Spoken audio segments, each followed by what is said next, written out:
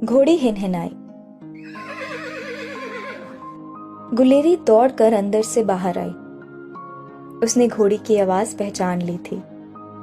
वह घोड़ी उसके मायके की थी। उसने घोड़ी की गर्दन के साथ अपना सिर टेक दिया, जैसे वह घोड़ी की गर्दन ना होकर उसके मायके का द्वार हो। गुलेरी का मायका चंबे शहर में था। ससुराल का गांव लक्कड़ मंडी एवं खजियार के रास्ते में एक ऊंची समतल जगह पर था। खजियार से लगभग 1 मील आगे चलकर पहाड़ी का एक ऐसा मोड़ आता था जहां पर खड़े होकर चंबा शहर बहुत दूर और बहुत नीचा दिखाई देता था। कभी कभी गुलेरी जब उदास हो जाती तो अपने मानक को साथ लेकर उस मोड़ पर आकर खड़ी हो जाती। चंबे शहर के मकान उसको एक जगमगाते बिंदु के समान दिखाई देते। फिर वे बिंदु उसके मन में एक चमक पैदा कर देते। मायके वह वर्ष भर में एक बार आश्विन के महीने में जाती थी। हर साल इन दिनों उसके मायके में चुगान का मेला लगता था। माता पिता उसको लिवाने के लिए आदमी भेज देते थे। सिर्फ गुलेरी की ही नहीं, गुलेरी की सभी सहेलियों के मायके अपनी लड़कियों को बुलावा भेज देते थे। सभी सहेलियां जब एक दूसरे के गले मिलती तो वर्ष भर की सभी ऋतुओं के दुख सुख की बातें एक दूसरे से कह सुन लेती और अपने मायके की गलियों में हिरनियों के समान चौकड़ी भरती स्वच्छंद घूमती। 2-2, 3-3 बच्चों की माताएं बड़े बच्चों को उनके दादा दादी के पास छोड़ आती और गोद वाले को मायके पहुंचते ही ननिहाल वालों के हवाले कर देती। मेले के लिए नए कपड़े सिलवाती, चुनरियों को रंगवाती और अबरक लगवाती। मेले में से कांच की चूड़ियां और चांदी की बालियां खरीदती। मेले में से खरीदी हुई सुगंधित साबुन की टिक्कियों को अपने बदन पर ऐसे मलती जैसे वे अपने खोए हुए कुंवारे यौवन की गंध को फिर से सूंघना चाहती। गुलेरी कितने ही दिनों से आज के दिन का इंतजार कर रही थी। आश्विन का आसमान जब सावन बादों की बरसात के साथ हाथ पांव धोकर निखर बैठता था, गुलेरी और गुलेरी जैसी ससुराल में बैठी लड़कियां पशुओं को दाना पानी डालती, सास ससुर के लिए दाल चावल रांधती और हर रोज हाथ पांव धोकर बन संवर बैठती तो मन में सोचने लगती कि आज नहीं तो कल, कल नहीं तो परसों कोई ना कोई उनके मायके से उनको लेने के लिए आता होगा। आज गुलेरी के घर के दरवाजे के सामने उसके मायके की घोड़ी हिनहिनाई तो गुलेरी चंचल हो उठी। घोड़ी लेकर आए नत्थु कामे को गुलेरी ने बैठने के लिए चौकी दी। गुलेरी को कुछ कहने की जरूरत नहीं थी। उसके मुंह का रंग स्वयं सब कुछ बता रहा था। मानक ने तंबाकू का एक लंबा कश खींचा और आंखें बंद कर ली। जाने उससे तंबाकू का नशा न झेला गया था या गुलेरी के मुंह का रंग। इस बार तो मेला देखने आएगा ना, चाहे दिन का दिन ही सही, गुलेरी ने मानक के पास बैठकर बड़े दुलार से कहा। मानक के हाथ कांपे। उसने हाथों में पकड़ी हुई चिलम को एक ओर रख दिया। बोलता क्यों नहीं? गुलेरी ने रोष के साथ कहा। गुलेरी, एक बात कहूं? मैं जानती हूं तूने क्या कहना है। क्या ये बात तुझे कहनी चाहिए? साल भर में एक बार तो मायके जाती हूं, फिर तू मुझे ऐसे क्यों रोकता है? आगे तो मैंने तुझे कभी कुछ नहीं कहा, फिर इस बार क्यों कहता है? इस बार, बस इस बार। मानक के मुंह से एक लंबी आह निकल गई। तेरी मां तो मुझसे कहती नहीं, फिर तू क्यों रोकता है? गुलेरी की आवाज में बच्चों जैसी जिद थी। मेरी मां। मानक ने अपना मुंह बंद कर लिया, जैसे आगे की बात को उसने दांतों तले दबा लिया हो। दूसरे दिन गुलेरी मुंह अंधेरे बन संवर कर तैयार हो गई। दूसरे दिन गुलेरी मुंह अंधेरे बन संवर कर तैयार हो गई। गुलेरी का न कोई बड़ा बच्चा था, न गोद का। न किसी को ससुराल में छोड़ना था, न किसी को मायके ले जाना था। नत्थु ने घोड़ी पर काठी कसी और गुलेरी के सास ससुर ने उसके सिर पर प्यार दिया। चल 2 कोस मैं भी तेरे साथ चलूंगा, मानक ने कहा। गुलेरी ने खुश होकर मानक की बांसुरी अपने आंचल में रख ली। वे खजियार पार कर गए, आगे 1 कोस और लांग गए। फिर चंबे की उतराई आरंभ हो गई। गुलेरी ने आंचल में से बांसुरी निकाली और मानक के हाथ में थमा दी। सामने कठिन उतराई थी, पांव जैसे फिसल रहे थे। गुलेरी ने मानक का हाथ पकड़ा और रुककर कहने लगी, बजाता क्यों नहीं बांसुरी? सोच भी जैसे उतराई उतर रही थी। मानक का मन फिसलता जा रहा था। गुलेरी ने जब मानक का हाथ पकड़ा तो मानक ने चौंक कर उसकी ओर देखा। बजाता क्यों नहीं बांसुरी? गुलेरी ने फिर कहा। मानक ने बांसुरी होठों के साथ लगाई। फूंक मारी पर बांसुरी में से ऐसा स्वर निकला जैसे बांसुरी की जबान पर छाले पड़ गए। गुलेरी तो मत जा, मैं तुझे फिर कहता हूं, मत जा, इस बार मत जा। मानक ने हाथ की बांसुरी गुलेरी को वापस कर दी। कोई बात भी तो हो। अच्छा, तू मेले के दिन चल आई हो, मैं तेरे साथ लौट आऊंगी, पीछे नहीं रहूंगी, सच कहती हूं, पक्की बात। मानक ने कुछ न कहा, पर उसने गुलेरी के मुंह की ओर ऐसे देखा जैसे वह कहना चाहता हो, गुलेरी ये बात पक्की नहीं, ये बहुत कच्ची है।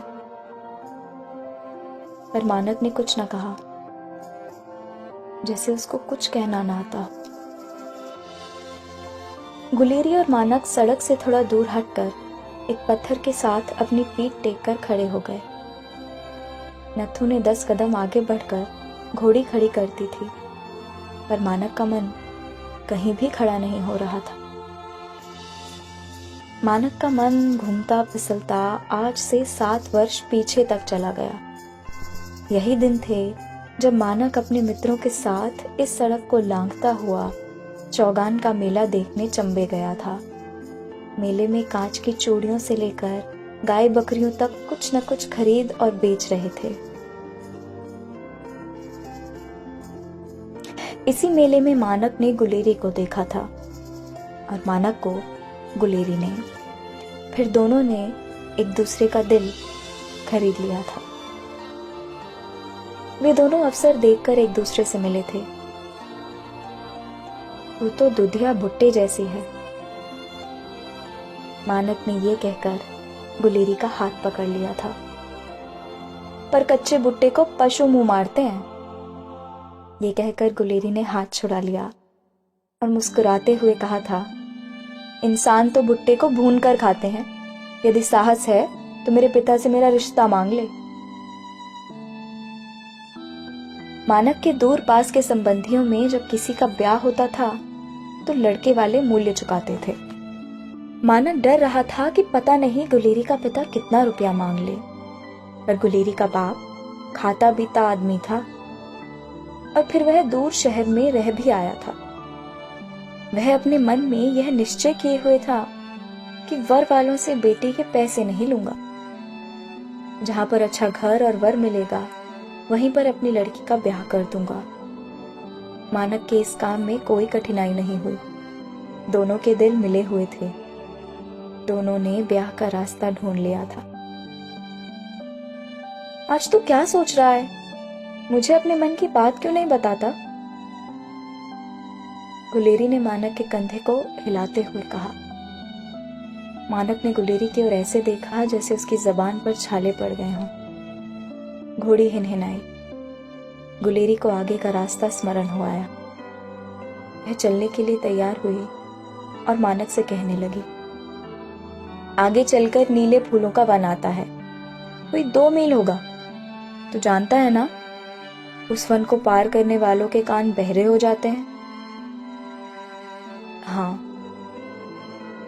मानक ने धीरे से कहा। मुझे ऐसा लग रहा है जैसे हम उस वन से गुजर रहे हैं। तुझे मेरी कोई बात सुनाई ही नहीं देती है।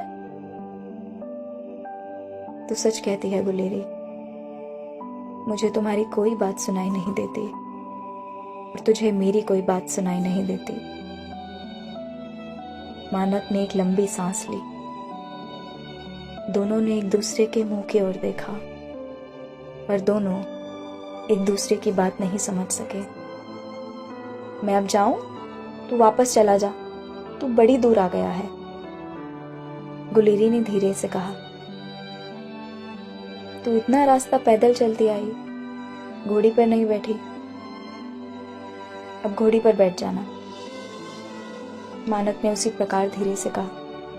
ये ले, पकड़ अपनी बांसुरी, तू अपने साथ ही ले जा। मेले के दिन आकर बजाएगा? गुलेरी हंस दी। उसकी आंखों में धूप चमक रही थी। मानक ने अपना मुंह दूसरी ओर कर लिया। शायद उसकी आंखों में बादल उमड़ आए थे। गुलेरी ने मायके का रास्ता लिया और मानक लौट आया। मां!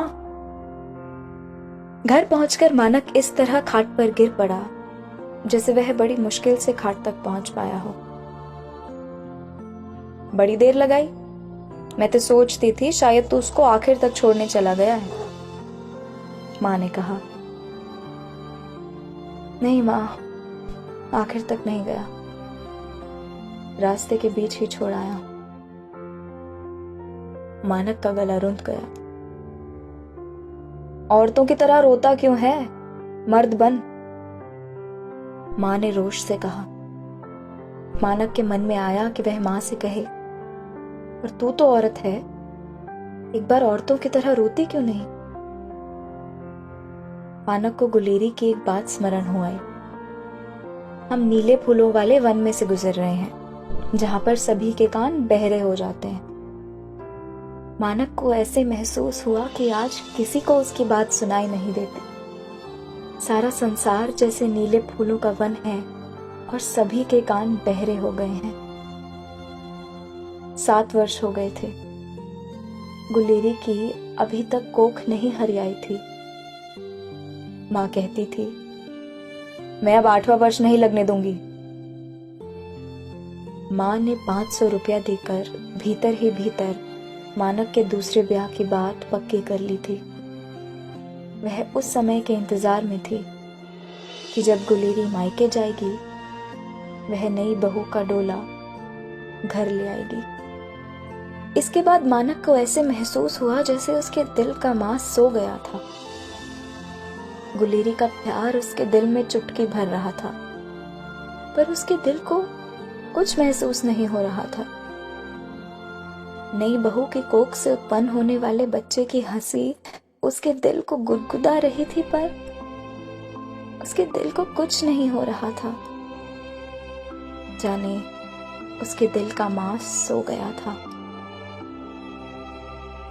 7वें दिन मानक के घर उसकी नई बहू बैठी हुई थी। मानक के सभी अंग जाग रहे थे। एक उसके दिल का मांस सोया हुआ था।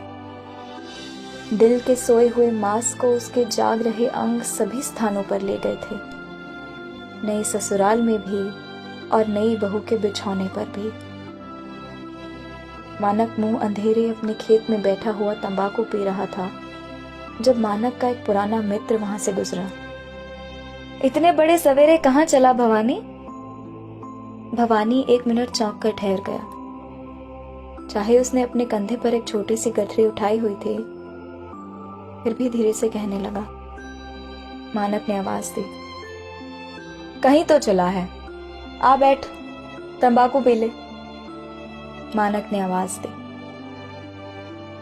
भवानी बैठ गया और मानक के हाथ से चिलम लेकर पीता हुआ कहने लगा, चंबे चला हूं, आज वहां मेला है।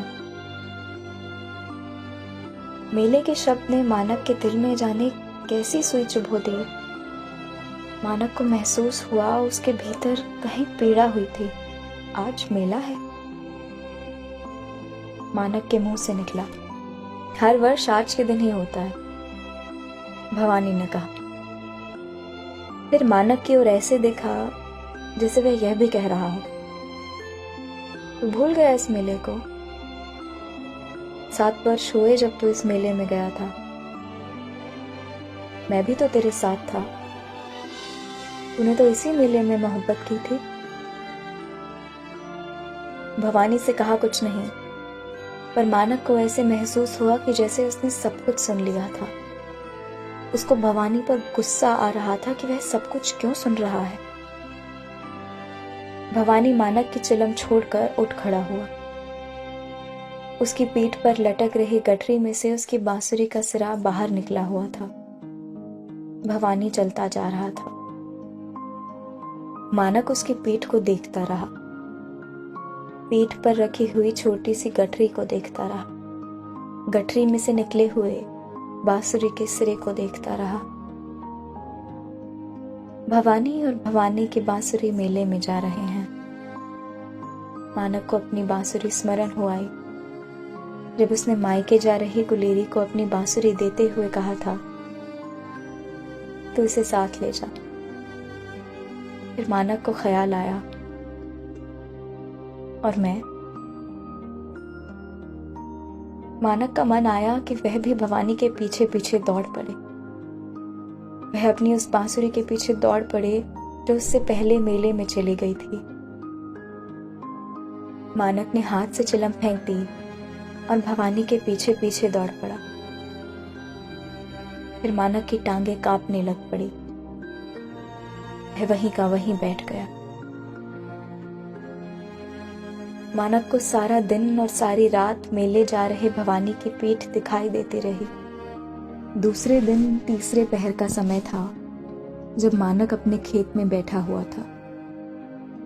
उसको मेले में से आते हुए भवानी का मुंह दिखाई दिया। मानक ने मुंह एक और कर लिया। उसने सोचा कि मुझको न तो भवानी का मुंह दिखाई दे और न भवानी की पीठ। इस भवानी को देखकर उसको मेले की याद आ जाती थी, और ये मेला उसके सोते हुए दिल के मांस को जगा देता था। और जब वह मांस जाग पड़ता था, उसमें बहुत पीड़ा होती थी। मानक ने मुंह फेर लिया, पर भवानी चक्कर काटकर भी मानक के सामने आ बैठा। भवानी का मुंह ऐसा था जैसे किसी ने जल रहे कोयले पर अभी अभी पानी डाला हो, और उसके ताप का रंग अब लाल न होकर काला हो। मानक ने डर कर भवानी के मुंह की ओर देखा। गुलेरी मर गई। गुलेरी मर गई? उसने तुम्हारे विवाह की बात सुनी और मिट्टी का तेल अपने ऊपर डालकर जल मरी।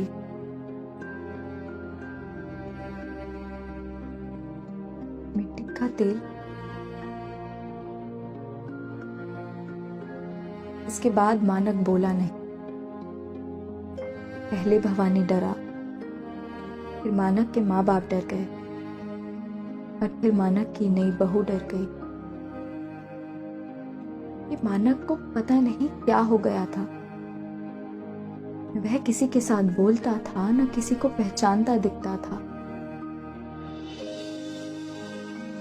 कई दिन बीत गए। मानक समय पर रोटी खाता, खेती का काम भी करता, और सभी के मुंह की ओर ऐसे देखता जैसे वह किसी को भी न पहचानता हो।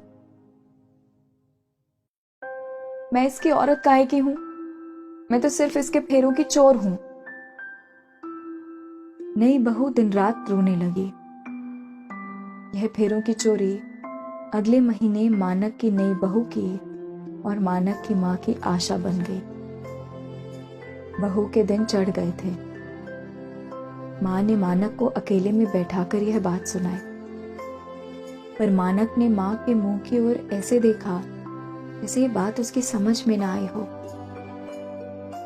मानक को चाहे कुछ समझ में नहीं आया था, पर वह बात बड़ी थी। नई बहू दिन रात रोने लगी। यह फेरों की चोरी अगले महीने मानक की नई बहू की और मानक की मां की आशा बन गई। बहू के दिन चढ़ गए थे। माँ ने मानक को अकेले में बैठाकर ये बात सुनाई, पर मानक ने माँ के मुंह की ओर ऐसे देखा जैसे ये बात उसकी समझ में ना आई हो। मानक को चाहे कुछ समझ में नहीं आया था, पर वह बात बड़ी थी। माँ ने नई बहू को हौसला दिया कि तू हिम्मत से ये बेला काट ले।